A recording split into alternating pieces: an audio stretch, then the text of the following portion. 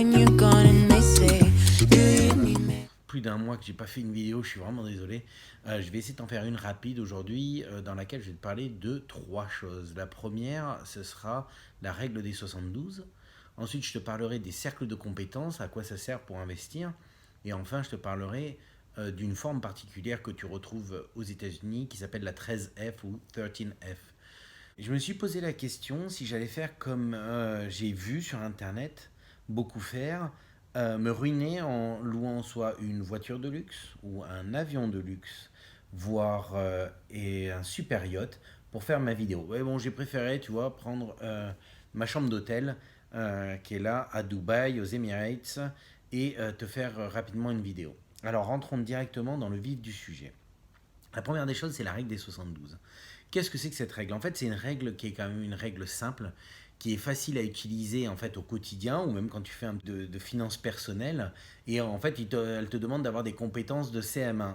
Pourquoi? Parce qu'en fait, cette règle de 72, à contrario de celui qui va se ruiner pour avoir un costume 3 pièces, une coupe de champagne et une Lamborghini, quand il fait sa vidéo et qui te promet d'être millionnaire en moins de 2 ans, et ben, tous les investissements de tous les investisseurs qui ont plus de 20-25 ans sur le marché, en tout cas dans le domaine, eux, il n'y en a aucun qui a réussi à être millionnaire en 2 ans. Et ils appliquent globalement tous cette espèce de règle simple qui est la règle des 72. Alors, cette règle de 72, c'est celle qui va te permettre de calculer par rapport à une durée ou un investissement, un rendement, euh, en combien de temps tu vas doubler ton argent. Prenons un investissement à 7,2%. Et ben c'est relativement simple. Si j'investis 1000 euros à 7,2%, et bien au bout de 10 ans, j'aurai 2000 euros. Voilà, c'est aussi simple que ça la règle des 72. Ce qui veut également dire que quand tu regardes par exemple dans un investissement pour une courbe ou quelque chose de potentiel, c'est quelque chose de très très simple pour savoir en fait à quel horizon en fait tu es en train d'investir. Ça veut dire que si je suis en train d'investir dans de l'immobilier, que j'ai un rendement quel qu'il soit, hein, que ce soit la location meublée, nue avec travaux, enfin bon j'en passe, ou des actions, et que ces actions-là, eh ben, elles m'ont rapporté, je vais dire, 5%, et ben, c'est pas très compliqué. Je me dis, ben, 5% pour aller jusqu'à 72, il faut combien? Bon, on va faire simple. Et bien, pour aller jusqu'à 60, il faut le multiplier par 12. Et puis là, ben, pour aller jusqu'à 72, il reste 2. Bon, ben, il faut 14. Voilà, c'est une règle très simple qui me dit, ben, si j'ai un rendement à 5%, eh bien, il va me falloir 14 ans pour doubler mon argent. Au même titre que si j'investis sur une action telle Google qui te fait des rendements à 20% par an sur les 5 dernières années, eh ben on s'aperçoit qu'au bout de 3 ans, on est à 60 plus la moitié de 20, c'est-à-dire 10. Et ben au bout de 3 ans et demi, on va dire, on est en train de multiplier notre investissement initial par 2. Voilà, c'est aussi simple que ça. C'est à ça que ça sert la règle des 72.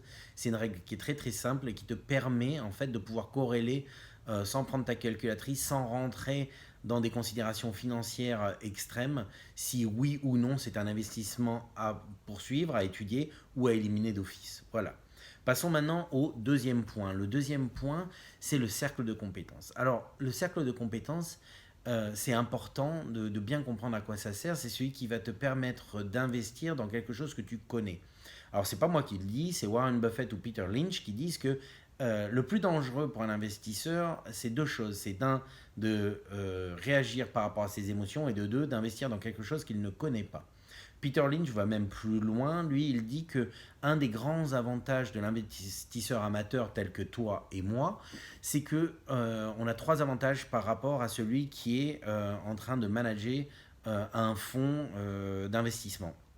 Le premier avantage, c'est qu'on peut rentrer et sortir très rapidement de nos positions. Le deuxième avantage, c'est qu'on n'a pas la pression des investisseurs qui nous disent tous les 3 mois, vous m'avez promis un rendement de 4%, il est où? Si ça continue, j'enlève X centaines de milliers de dollars, voire des millions de dollars, et puis bah, vous allez vous retrouver avec moins d'argent à investir et donc forcément moins de potentiel. Ensuite, le troisième point, et c'est celui sur lequel insiste vraiment Peter Lynch, c'est qu'un investisseur amateur tel que toi et moi, eh ben, en fait, on a des connaissances particulières dans un domaine qu'un investisseur professionnel n'a pas. Je vais prendre un exemple.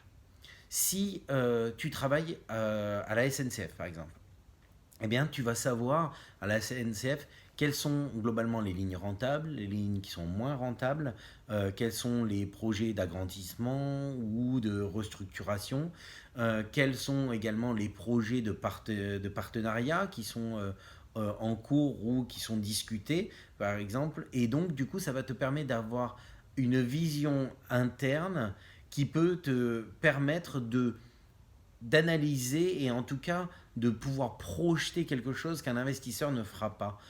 Pourquoi? Parce que lui, cet investisseur professionnel, en fait, il va lire ce qui est publié, ce qui est mis sur le marché comme information, et il aura que ça. Alors, toi ou moi, à l'intérieur de notre industrie et de notre secteur et voire de notre compagnie, si celle-ci est cotée en bourse, eh ben, on a un avantage considérable. C'est ça que dit Peter Lynch.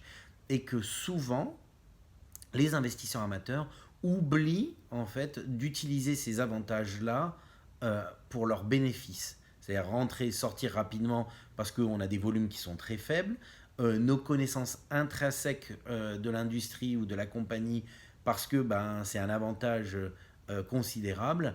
Et le troisième point, c'est celui de dire que ben, on n'a pas de pression, c'est notre argent.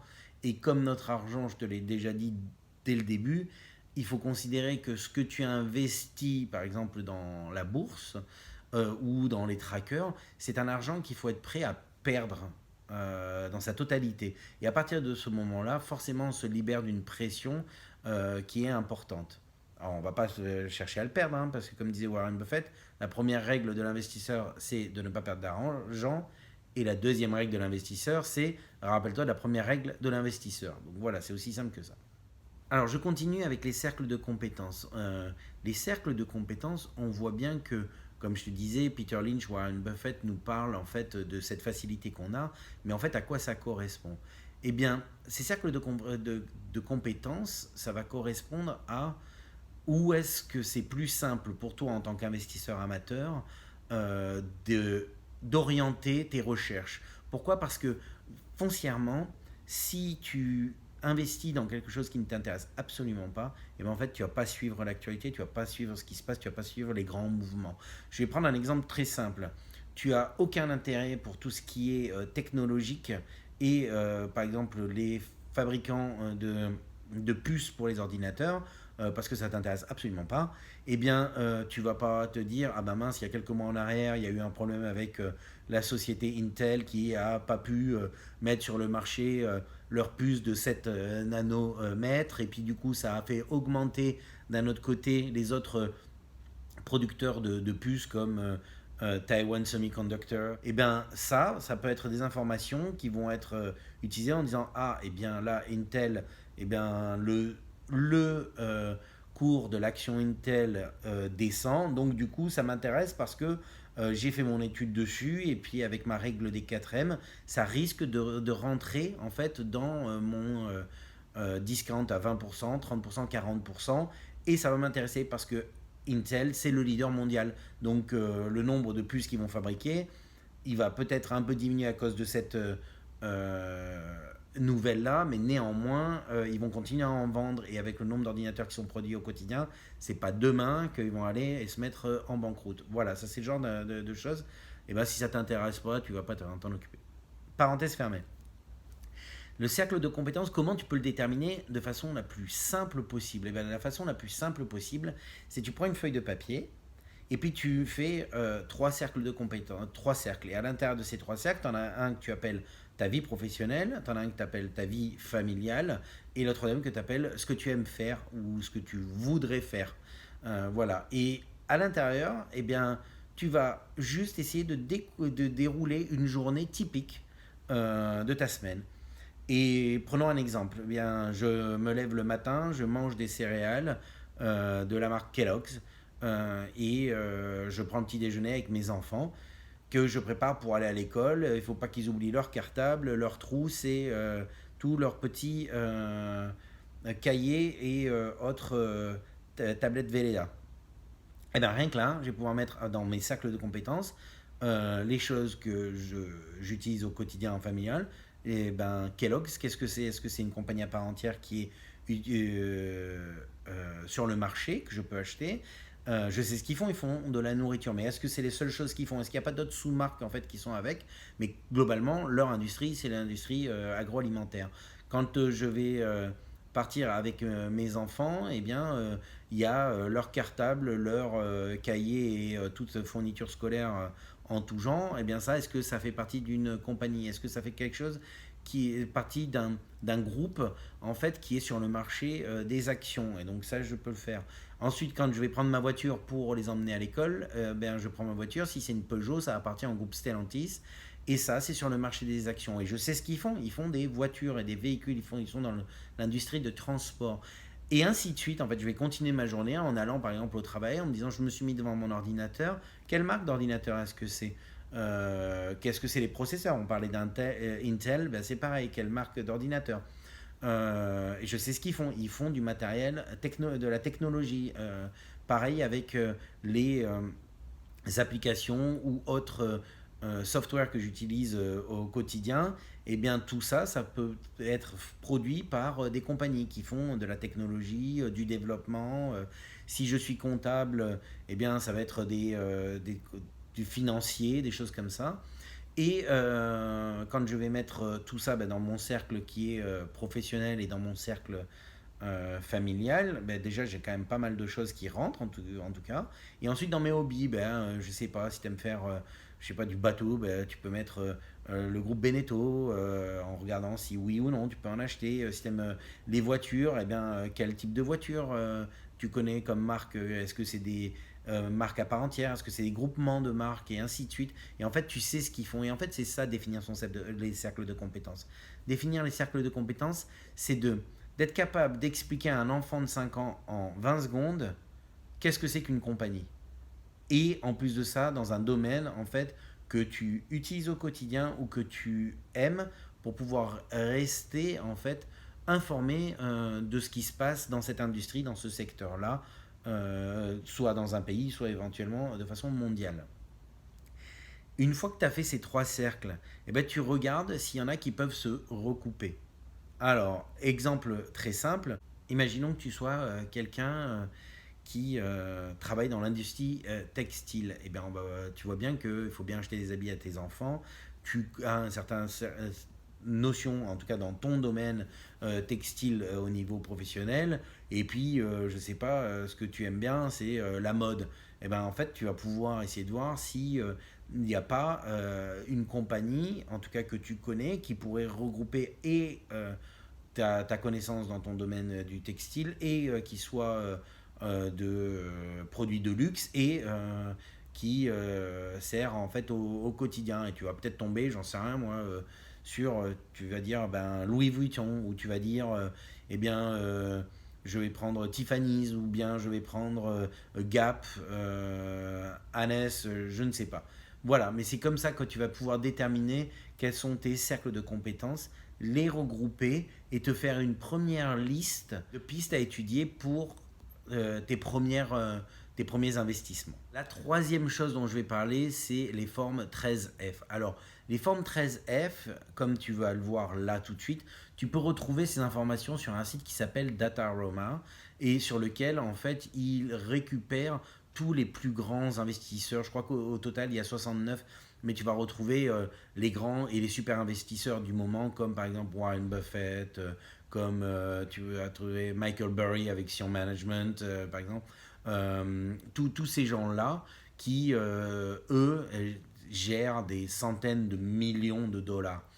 Et comme ils gèrent plus de 100 millions de dollars d'actifs, ils sont obligés de reporter par trimestre auprès des services des impôts américains, en fait, les mouvements qu'ils ont exécutés pendant la période. Il s'avère que, par exemple, là viennent d'être publiées les formes, les 13F pour le premier quarter, donc les 3 premiers mois, le premier trimestre, et il y a un délai de 45 jours après ça.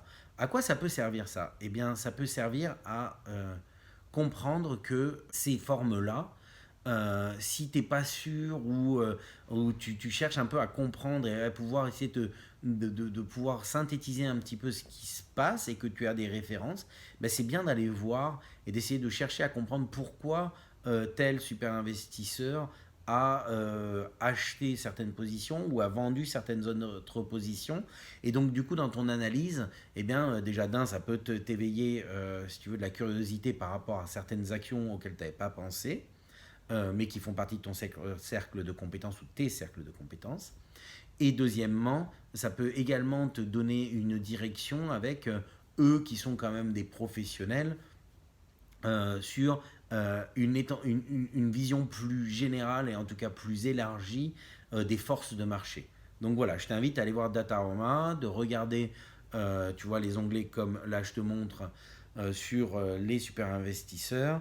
Ensuite, quand tu cliques sur le nom de l'investisseur que tu as envie de suivre, eh bien, tu verras son portefeuille et ses mouvements sur les trimestres précédents. Sur Dataroma, ce que j'aime bien aussi, c'est que tu peux synthétiser sur les 10 derniers plus grandes positions, soit en pourcentage, soit en volume, qui sont apparus ou qui ont été renforcés sur la période. Et ça, bien sûr, ça va au travers de tous les super investisseurs. Et donc, tu peux voir s'il y a un travail qui est effectué, comme par exemple, je vais prendre l'exemple de Michael Burry de Sion Management. Et bien lui, par exemple, on voit qu'il y a un vrai effort dans sa dernière 13F sur le secteur de l'énergie et le secteur du transport d'énergie. S'il va là-dedans, c'est que moi, en tout cas, ça aiguise ma curiosité. Voilà. Écoute, j'espère que cette vidéo t'a plu. N'oublie pas de t'abonner si tu n'es pas abonné et de mettre un petit like en dessous. Et j'essaye de te faire une prochaine vidéo sur où investir tes premiers euros.